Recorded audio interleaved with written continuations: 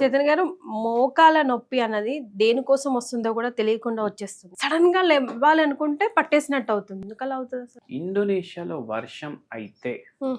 ఆ వర్ష నీళ్ళల్లో ప్లాస్టిక్ దొరికింది. వర్షం నీళ్ళలో ప్లాస్టిక్ దొరికింది.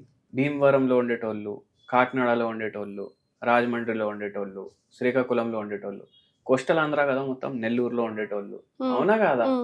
వాళ్ళ ఫేవరెట్ ఫుడ్ ఏముంటుంది చెప్పండి? ఫిష్, చేపల పులుసు తింటారు. ఇప్పుడు ప్లాస్టిక్ రెయిన్ ఇది సముద్రంలో పడుతుంది, రివర్స్ లో పడుతుంది. ఫార్మ్స్ ఉంటాయి. ఏం ఫార్మ్స్ ఉంటాయి? చేపల ఫామ్లు. దాంట్లో పడుతుంది, చేపల్లో పోతుంది, అదే తింటాం. అతవిది అది మన ప్లేట్లో వస్తుంది. 20 గ్రాముల ప్లాస్టిక్ ప్రతి మనిషి తింటుండు నెలకి, మనకు తెలియకుండానే.